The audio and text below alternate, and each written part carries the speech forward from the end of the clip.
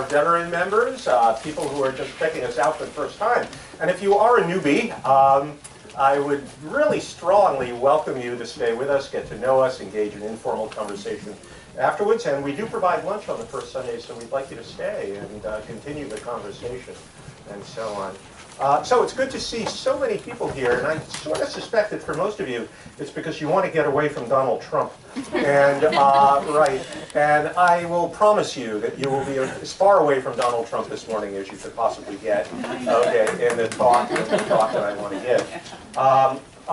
Let me begin this way. You wonder why I may want to talk about this, but my inspiration for the address this morning was a news feature that appeared early last month and made quite a buzz in certain intellectual circles. The issue at hand was the auctioning by Christie's of a brief letter written by Albert Einstein in 1954, a year before his death. The letter was written to a German philosopher by the name of Erich Goodkind in response to a book Goodkind had written called, quote, "Choose Life, the Biblical Call to Revolt," that apparently Einstein didn't like very much.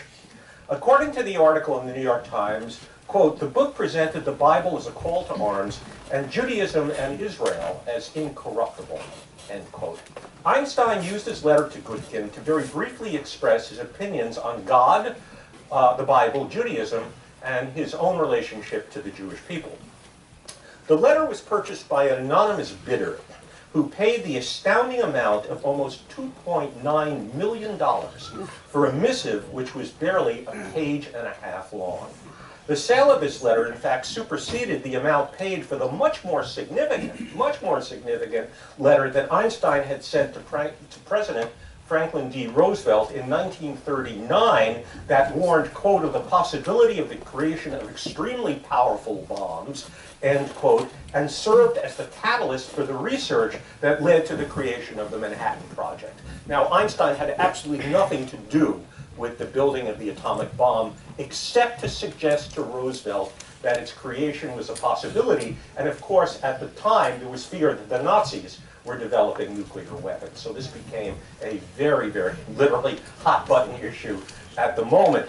That letter, which was far more historically significant, was sold also by Christie's in 2002 for a mere $2.1 million. So this tiny letter on religion sold for much more. I got to use this as an opportunity. I can't help but inject myself into this. Years ago, I knew a mathematician who taught at Queens College by the name of Banish Hoffman.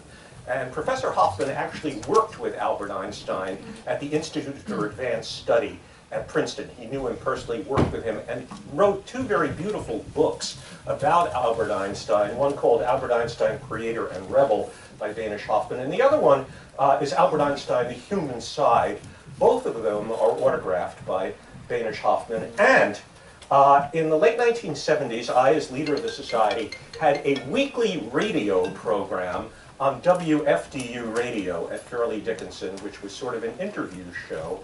And I was able to land an interview with Professor Hoffman on the exact date of the centenary of Albert Einstein's birth, which was March 14th, 1979.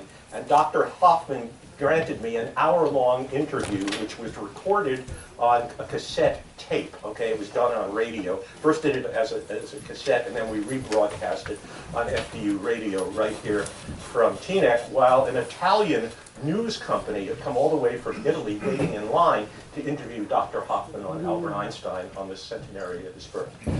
Darn it, that cassette is buried somewhere in my house, and I can't find it. And my assumption is, my fantasy is, that this letter could go for $2.9 million. Maybe that cassette might be worth at least $500 if I could find it somewhere, and I can't. You know, it's one of those things that's buried in a box somewhere, and you don't know where to begin to look. Anyway, a personal tie-in, right, to this moment. Well, the letter was purchased by an anonymous bidder who paid the astounding amount, they said, of $2.9 million for a missive which was barely a page and a half long. The sale of this letter, oh, I mentioned that, right, superseded the other letter with the Manhattan Project. Anyway, I suspect that the value of what has come to be called Einstein's God letter, okay, is a testament to the influence of celebrity, and also to the fact that there are lots of people with lots of money to spend on this kind of thing, okay. What may also have influenced the price is the contemporary relevance of the letter's view on religion, okay. We live in an age of religious polemics, wherein the influence of fundamentalist religion remains very strong, while on the other end of the spectrum, we have the so-called new atheists, as well as 35% of millennials who now claim to have, quote, no religion. Religion, in fact, is a very hot topic these days. In his letter, Einstein, who was the scientific rock star of the 20th century, did not equivocate with regard to his feelings about aspects of religion for which he had absolutely no use. He directly proclaimed in the letter, it was written in German, but the English translation is, the word God is for me nothing but the expression of and product of human weaknesses. The Bible, a collection of venerable but still primitive legends, end quote. And quote, he says, no interpretation, no matter how subtle, can for me change anything about this, end quote. Okay. But I still remain surprised at the significance paid to this letter in that there is absolutely nothing that Einstein says in it that he hadn't said many times before, in fact, throughout the entirety of his adult life. And it is the content of his views on religion that is the mainstay of my address this morning, a content which I think should be of great interest and relevance to us here in ethical culture. First, let me explain why I think Einstein's views on religion are directly relevant to us as ethical culturists. Since its founding in 1876, ethical culture has left its followers with a burden which continually confuses outsiders and irks many of its own members as well. What I'm referring to is the fact that ethical culture considers itself to be a religion, yet it does not proclaim a belief in a supreme being, okay? And without God at the center, it leaves a lot of people scratching their heads, wondering in what sense ethical culture can be religious at all. For those people to whom religion is a prevailingly negative concept, or for people who are simply allergic to religion, ethical culture's self-identification as such is troublesome and barely tolerated. For those who do embrace ethical culture's character as religious, such folks are still left with a lot of explaining to do in defending what does not, to the minds of most people, seem at all obvious. In simplest terms, it boils down to the question, how can you consider yourself to be a religion if you don't affirm a belief in God? End quote. That's the problem. Yet, if we look at ethical culture's origins, there can be no doubt that its founder, Felix Adler, took religion very seriously and thought that he was creating in ethical culture something religious. Ethical culture was the product of several major intellectual currents in the 19th century that flowed together to create it. To put it in briefest terms, science in the 19th century had severely whittled away and destroyed many of the major truth claims of the traditional religions. Scientific criticism of the Bible, archaeology, geology, astronomy, biology, and especially evolution had made it increasingly difficult, if not impossible, for educated people to believe in miracles, in the biblical accounts of creation, and in fact in a personal God. A God who intervenes in human affairs and who punishes the wicked and rewards the righteous. And yet, while science destroyed many religious beliefs about the world, it couldn't totally do away with the religious spirit. Okay. The great German philosopher Immanuel Kant had powerfully argued that all we can know are those things that we can experience through our five senses. And realities that transcend the world of our sense experience, among them God, we simply cannot know. But some of Kant's followers believe that we can get to know these, quote, transcendental realities, not through reason or science or through normal experience, but by means of our intuition and our feeling. Such thinkers became known as romantics, and they had great influence in literature, art, philosophy, and religion. One of the great American thinkers, who was an exponent of this romantic tradition, was the American sage Ralph Waldo Emerson. Emerson did not believe in supernaturalism, or in a personal God, or in miracles. But he did believe in an all-encompassing, impersonal spirit that pervades all things, including us. We can sense the spiritual reality when walking through the woods, okay, and imbibing the grandeur of nature. We can sense it in the loftiest ideals of truth, beauty, and justice. And we can sense it in the highest aspirations of women and men that elevate us. There is the world we apprehend with our senses, but this romantic sensibility imbues us with the feeling that there is something beyond it all, that there is something, quote, more to reality than the world that normally focuses our attention and preoccupies us. However indefinable this something more may be. Okay. It is this sensibility of a reality beyond the material world that we know through the regular use of our senses and is dispensed to us through the employment of science and reason, a realm which is august, sublime, yet impersonal, that Emerson and those like him referred to as the spiritual or religious realm. As it turns out, Felix Adler was greatly influenced by Emerson and broadly shared Emerson's sensibility about religion and the religious. Felix Adler once described ethical culture by proclaiming that it is, quote, this is an interesting phrase, that it is, quote, ultra-scientific without being anti-scientific. It's a nice way to put it. It is ultra-scientific without being anti-scientific. In other words, he accepted the scientific worldview, no doubt, but he believed that there is a wider reality beyond the reality that science uncovers for us.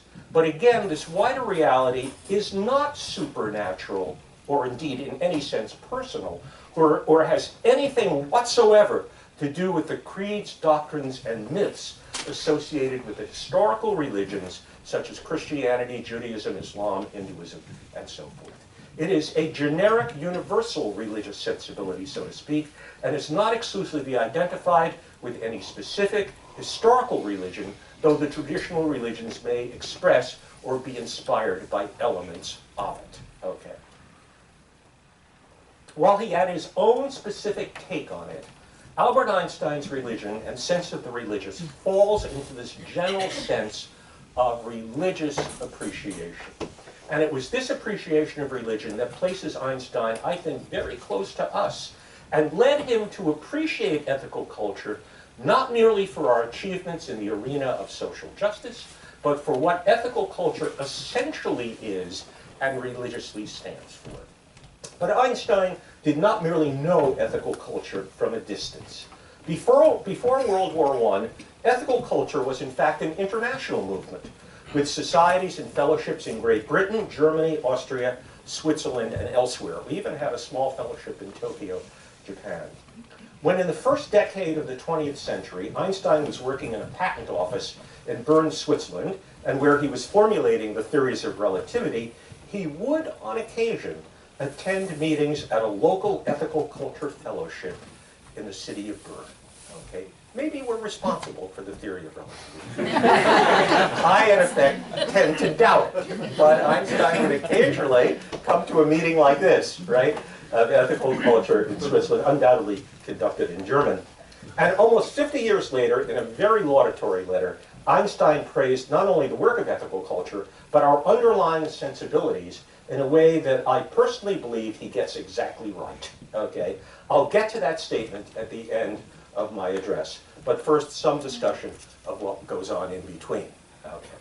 Albert Einstein was born in the city of Ulm, Germany, which is former East Germany, on March 14th, as mentioned, 1879, into a family of assimilated German Jews. His first formal education started at the age of 6 in a Catholic primary school in Munich, where the family had moved about a year before his birth. But his family also had him privately tutored in the principles of Judaism as a counterweight to the Catholic teaching he was receiving at his Catholic school.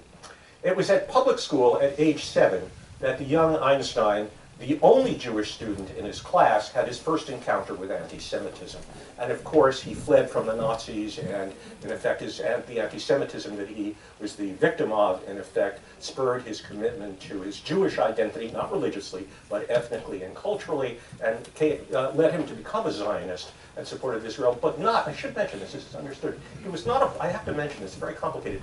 Zionism took many forms. One was political Zionism, which was eventually triumphant in the creation of a new political state in what was called Palestine at that point. But there was also a strong wing of cultural Zionism, where that area of the world would become, the Jews would regroup and create a cultural home for Jewish values and sensibilities. Einstein was more of that latter, sensibility, and he always preached the need for concord and harmonious relationships with the local Arab population at the time. So Zionism was a particular type, but he did become a champion of the Jewish state of some sort. It was shortly after this that Einstein, after the age of 7, that Einstein was introduced to scientific texts, which led him to a complete and absolute abandonment of both Christian and Judaic principles he had been taught up until that time in his young childhood. His introduction to science was a type of awakening, which by his own admission led to a suspicion of every kind of authority and deep skepticism about received cultural values in general. Anti-authoritarianism was deeply rooted in Albert Einstein's character.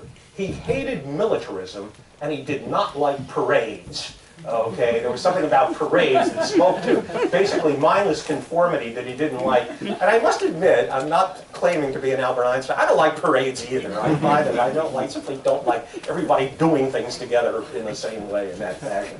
He did not like parades, and is well known, he was very visibly nonconformist when it came to his personal attire. I think I read somewhere that in effect he did not know how to use a razor blade to shave, and he didn't even wear socks on many occasions, did not basically bother to put on socks before he put on his shoes. And he once said very famously that when it comes to the way I dress the same way for nobility as I do for, indeed, any peasant. I do not make. However, there are photographs when he did receive the Nobel Prize. He was able to put on a tuxedo and so on and so forth. But everyone knows. Look, if you're an Albert Einstein applying for a job interview, I guess you can get away with that, right? Everybody else has to worry about how you look, right? He could get away with looking any way he wanted, and he certainly did. I don't know whether he cultivated that image or it was just part of the persona, but it's become part of the iconic Einstein, right? And so on. Well, having fled the horrors of Nazism, Einstein was a humanitarian and an internationalist, talking about his anti-authoritarianism, who once said, quote, "Nationalism is an infantile sickness. It is the measles of the human race," end quote. And he rebelled against the dictates also of received religion. No doubt his anti-authoritarianism was linked to his extraordinary and unique scientific genius and creativity. But there were other sources of that scientific creativity, which I'll get to in a little while. His rejection of Judaic principles were manifest, among other things, in his refusal to have a bar mitzvah, in his marrying a woman who was a Serb, but of Greek Orthodox descent, a physicist, and at the end of his life choosing to be cremated, which is contrary to Jewish religious doctrine. As far as known, Einstein never attended religious services and only attended a synagogue for merely social events, but never for any religious purpose. But his rejection of traditional religion presents the first horn of what on its face strikes us as a contradiction, which can only be resolved through an understanding of Einstein's specific interpretation and understanding of what religion is. On the one hand, he powerfully, indeed at times militantly, rejected the manifestations of traditional religion, Jewish, Christian, and otherwise. This included the rejection of religious myths, doctrine, and afterlife, and most especially any belief in a supernatural, I underline the word supernatural God, a God who is personal, judges us, or in any sense enters into the world through revelation, doctrines proclaimed through sacred scriptures, or through miracles. He at times was acerbic in his condemnation of supernaturalist religion with a vigor that would warm the heart of a militant new atheist. In fact, Richard Dawkins, as we all know, one of the premier new atheists, was, we're sad to say, an unsuccessful bidder for Einstein's God letter. He wanted that letter very badly, but couldn't pony up the $2.9 million to buy it. Not untypical was the following quote from his obituary, Einstein's obituary, in the New York Times, which was published on April 19th, 1955, where it writes, quote, he says, "I cannot imagine a God who rewards and punishes the objects of his creation, whose purposes are modeled after our own. A God, in short, who is but a reflection of human frailty. Neither can I believe that an individual survives the death of his body, although feeble souls harbor such thoughts through fear or ridiculous egotisms." That's very strong stuff. Okay. At the same time, Einstein proclaimed with equal conviction that he was, in fact, a very religious person, and that he was not, okay, and he was clear about this, and he stated often, over and over, that he was not an atheist, an agnostic, or even a free thinker, which is a far broader and softer term. When it comes to his position on atheism, the contemporary militant or new atheist will derive neither support nor comfort from Albert Einstein. In fact, he could be as caustic in his criticism of atheists as he was of Orthodox believers. He declared, quote, "There are people who say there is no God, but what really makes me angry is they quote me for support of such views," end quote. Then in an address given in 1941, Einstein elaborated. He says, "I was barked at by numerous dogs who are earning their food, guarding ignorance and superstition for the benefit of those who profit from it. Then there are the fanatical atheists whose intolerance," he says, "is of the same kind as the intolerance of the religious fanatics and comes from the same source. They are like slaves who are still feeling the weight of their chains, which they have thrown off after hard struggle. They are creatures who, in their grudge against the tradition, opium for the people," which is a phrase from Karl Marx, of course, "cannot bear the music of the spheres. The wonder, capital W, the wonder of nature does not become smaller," Einstein says, "because one cannot measure it by the standards of human moral and human aims," end quote. The last reference to the wonders of nature opened the door to Einstein's view of God and religion. Okay. You with me so far in terms of trying to reconcile what verbally sounds like a contradiction, right? In order to unravel this ostensible contradiction, one has to look into what Einstein meant by God, okay, and in what sense he was religious. It should be said at the start that Einstein took his religious views very seriously and spoke about religion throughout his life, in private conversations, in correspondences, in written essays, and at public meetings. He never wrote a long treatise on religion. He was not a religious thinker, per se, not a religious scholar, but he wrote about it in many different venues throughout his life. In fact, as implied, he often asserted that his, and we'll get to this in a little while, that his religious sensibilities were in fact a necessary source of his scientific insight. When asked about his views on God, Einstein frequently and somewhat cagily responded by saying that he believed in the God of Spinoza. Okay, that was his response that he gave often. In order to know what he meant, one needs first to know about the nature of Spinoza's God. Okay, what does that really mean? Well, I'll try to give you the briefest discourse. Baruch Spinoza was a 17th century Dutch Jewish philosopher who was a rationalist and flourished in the age of science and was an early figure in the European Enlightenment. In his philosophy, Spinoza, I believe, was 100, if not 200 years ahead of his time, and in many ways his thought helped to create the modern world. From a religious perspective, Spinoza's views were totally heretical. Totally heretical. As is well known, and many of his books were actually published posthumously after his death, okay, because he would have been in trouble had they been published while he was alive. As is well known, Spinoza was excommunicated from the Amsterdam Jewish community while never converting to Christianity. Now, this is very interesting.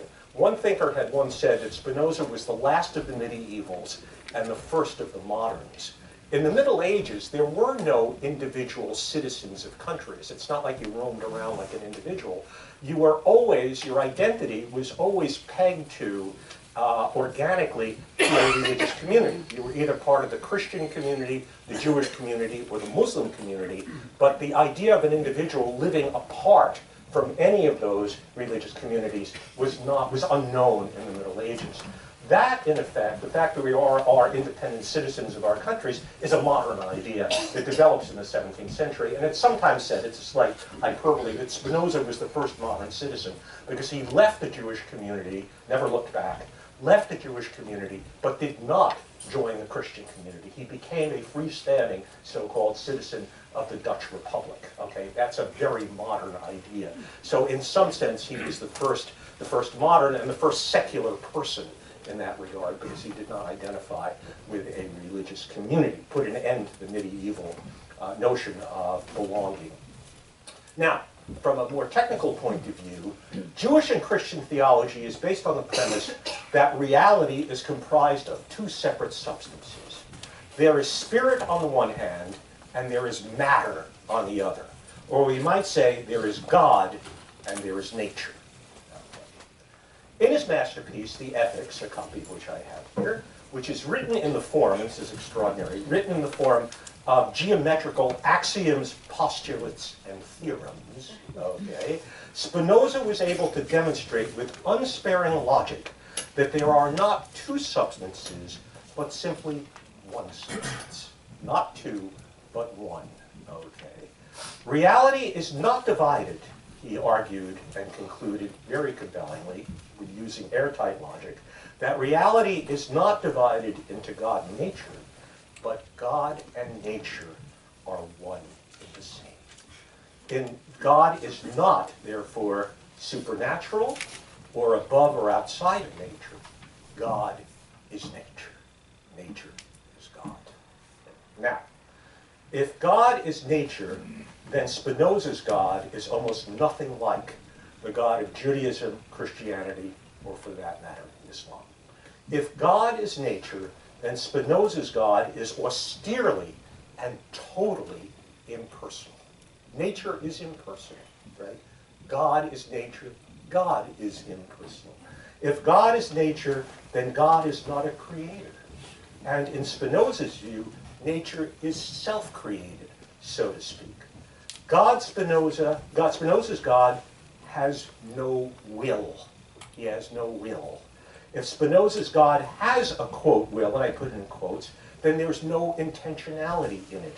It is simply the way nature behaves.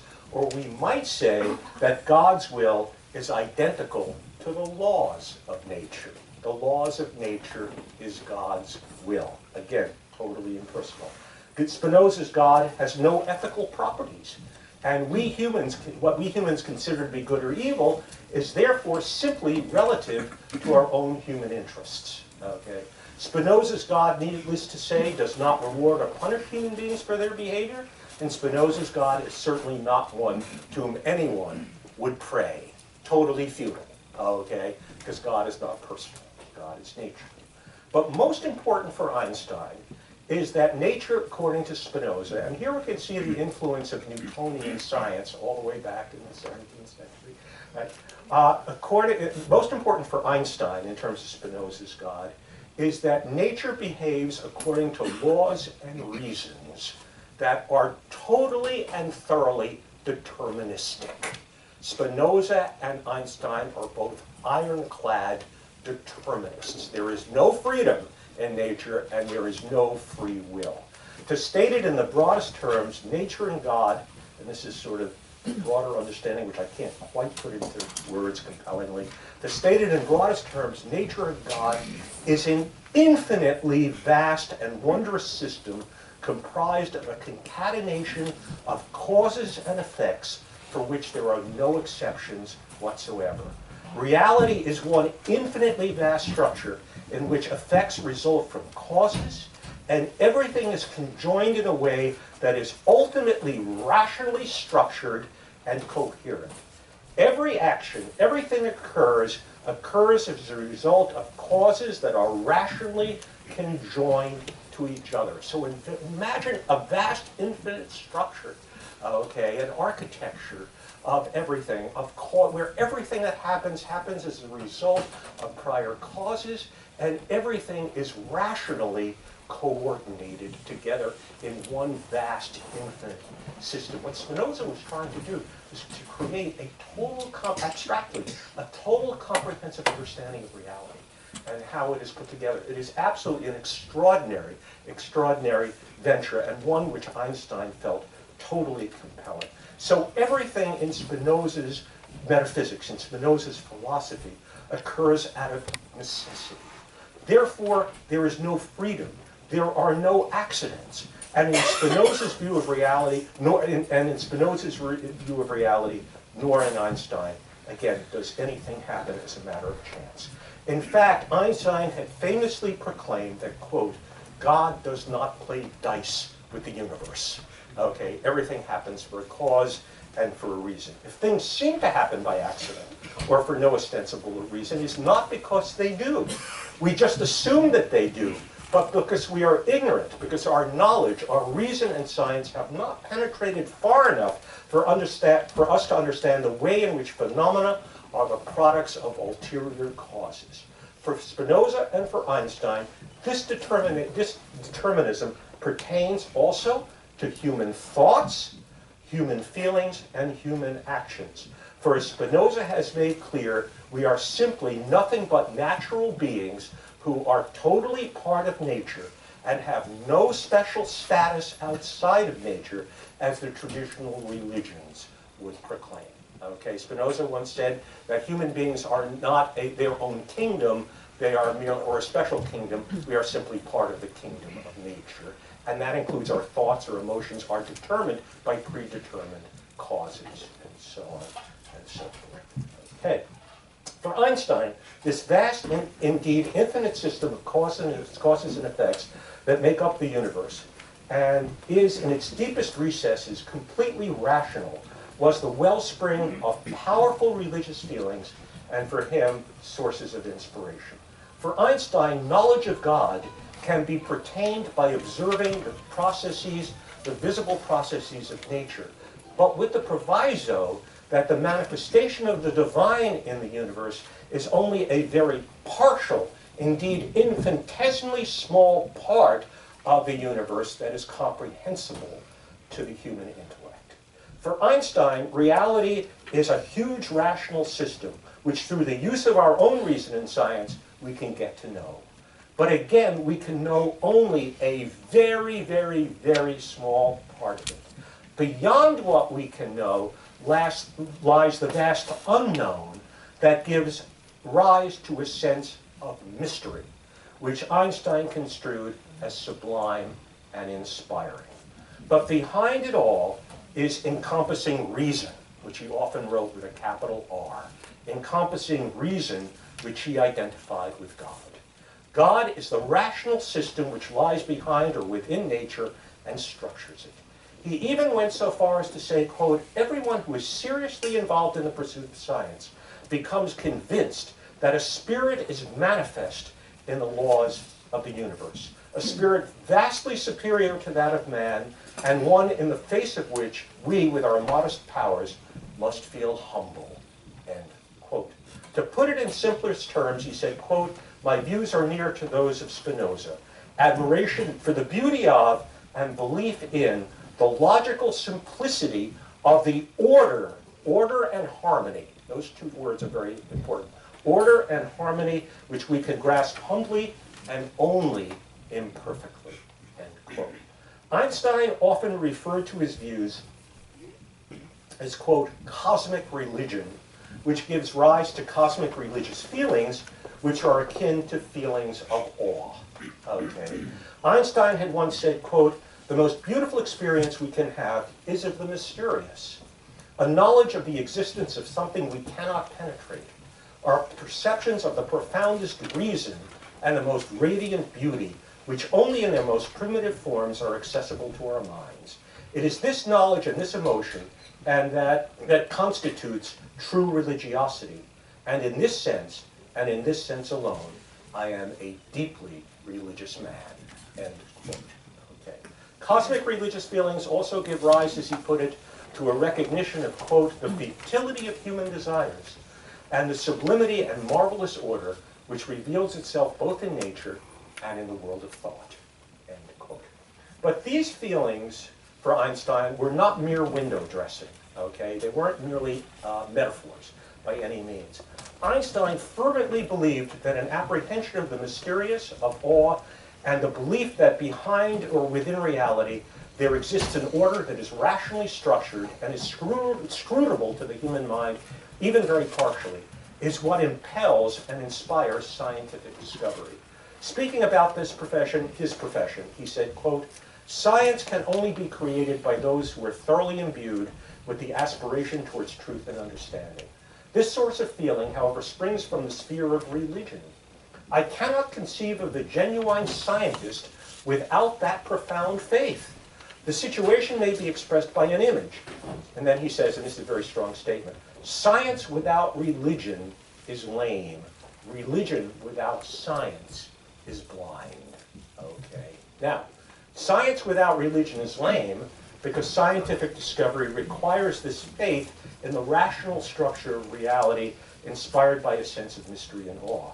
And religion without science is blind because religion, as Einstein understands it, emanates from a cosmic appreciation of nature which science progressively reveals. Okay. And so we have Einstein's religion, a cosmic religion without supernaturalism and without a personal God. But as shown, it is a religion that is tagged intimately to a scientific worldview and to nature. It inspires feelings of wonder, mystery, and awe, and requisite humility. And it is inspired by the faith that beyond our very partial understanding, there exists a wider reality that is ordered by reason. And through our own use of reason in science, we can gain a grasp of this reality, again, however limited. Awe, mystery, wonder, and the impulse to know and humility are the mainstays of Einstein's religion, his religious feelings, and his sense of cosmic religion. The reality of ultimate reason, which deterministically orders and structures it all, of which we can only uncover a tiny glimpse, is Einstein's God. Okay. Let me close by saying that when it comes to ethics, despite his philosophical determinism, he also said that human beings must act as if they were free. That's the problem that determinists have, okay? If everything, including our behaviors, are predetermined, okay, what happens to our morality? What happens to our sense of accountability, to responsibility, free choice? Well, Einstein takes the route that virtually everyone takes who is a determinist, and that is that even though metaphysically, philosophically, at bottom we are determined, we must act as if we were free, or else morality, basic morality, goes out the window, right, or responsibility. And so he held to that conventional view. In his view, our moral conduct, which as a humanitarian and world figure, Einstein played great emphasis, is nevertheless, he believed, morality is independent of both religion and science. He was among those thinkers who believe that science can tell us what is, but it cannot tell us how we ought to behave, okay? For Einstein, ethical behavior should be based on sympathy, education, our social ties, and so on, but science cannot tell us what we ought to do. He was very clear that there was an independence between morality. Okay, bringing this to a close. Speaking of ethics, this would be a good time to end by invoking Albert Einstein's letter to the New York Society for Ethical Culture that he wrote in January 1951, congratulating ethical culture on its 75th anniversary. If truth be told, the motivation for writing this letter came as a result of an invitation from Algernon Black, a famed leader of the New York Society, who asked Albert Einstein to write it. Okay, it was not a spontaneous move. Now, I've got to tell you, I was inspired by this morning, actually, yesterday morning, excuse me, at 9 o'clock. I called Mark Bernstein, who is a member of this society, and the last archivist of the archives at the New York Ethical Society. And I was told him, he didn't know about it, I told him about this Einstein letter that went for $2.9 million. And I said, by any chance, having spent years in the archive, have you ever come across this letter that Einstein sent to the New York Society in 1951, which was actually much longer and was his next to the last statement on religion, so to speak. And I figured if this little letter went for 2.9 million, we may in effect be sitting on a gold mine, we don't know it, right? And so on. So I asked him, in your years in the archives, did you ever come across this letter? And he said he was sure, this is interesting, that the letter was written in German. It was not, Einstein was always more comfortable in German. He was fluent in English, but he was more comfortable still with his native German. The letter was written in German, and he had seen reproductions. The New York Society had actually produced, they had a program and a brochure with it, and there's a box in the archives that says 75th anniversary. And Mark had told me he had gone through that box, this was years ago, remembered, he had seen facsimiles of the letter, but he can't remember ever having seen the letter itself. Now, it's hard to believe that somebody actually threw it out. Okay? It's got to be somewhere, right? And I've been in touch with the president of the New York Society, my colleague there. He said, we've got to look for that letter. I mean, after this element, we've got to look for it. It may be worth a hell of a lot of money if we can find it, if this little one went for, right, and so on and so forth. So we don't know where that letter is. But Einstein did write this letter in January 1951. And I think I like the letter, not only because Einstein was extremely laudatory of ethical culture, but because it also expresses, I think, very correctly what lies at the heart of ethical culture, and, let me be clear, the emotional basis for ethics, which was very important to Einstein, the emotional basis for ethics, and the understanding which was very close to Einstein's own thinking. It does not express, however, his cosmic view. But it does emphasize that our morality is ultimately based on nurturing moral feelings and is not, intellectuals though we may be, is not primarily based a product of the intellect. Emotions are ultimately emerged from our emotion. Our ethics ultimately emerge from our emotions, our feelings, and not our intellect. And it is this basis of morality that makes ethical culture, he believes, necessary. So let me end by reading that letter, which maybe, if everyone can locate it, we can auction it off for at least $5 million. Okay. Here it is, and it's a little, it's a little wordy, so you've got to follow it rather carefully, and I'll just end with this statement. Okay, it's very, very praiseworthy. Okay, anybody hear this letter before? It's very interesting. Okay. Einstein said as follows: I feel the need of sending my congratulations and good wishes to your Ethical Culture Society on the occasion of its anniversary celebration. True, this is not a time when we can regard with satisfaction the results which honest strivings on the ethical plane has achieved in these 75 years. For one can hardly assert that the moral aspect of human life in general is today more satisfactory than it was in 1876. At the same time, the view obtained that everything was to be hoped for from enlightenment in the field of ascertainable scientific fact and from the conquest of prejudice and superstition. All this is, of course, important and worthy of the best efforts of the finest people. And in this regard, much has been accomplished in these 75 years and has been disseminated by means of literature and the stage. But the clearing away of obstacles does not by itself lead to an ennoblement of social and individual life. For along with this negative result, a positive aspiration and effort for an ethical moral configuration of our common life is of overriding importance. Here, no science can save us. I believe, indeed, that overemphasis on the purely intellectual attitude, often directed solely to the practical and factual in our education, has led directly to the impairment of ethical values. I am not thinking so much of the dangers which technical progress has directly confronted mankind as of the stifling of mutual human considerations by a matter-of-fact habit of thought, which has come to lie like a killing frost upon human relations. Fulfillment on the ethical and aesthetic side, he says, is a goal which lies closer to the preoccupations of an art than it does to those of science. Of course, understanding of our fellow human beings is important, but this understanding becomes fruitful only when it is sustained by sympathetic feelings in joy and in sorrow. The cultivation of this most important spring of moral action is what is left of religion when it has been purified of the elements of superstition. In this sense, religion forms an important part of education, where it receives far too little consideration, and that little not sufficiently systematic. The frightful dilemma of the political world situation has much to do with the sin, this sin of omission, on part of our civilization. Without, and he puts it in small letters and in quotations, without ethical culture, there is no salvation for humanity.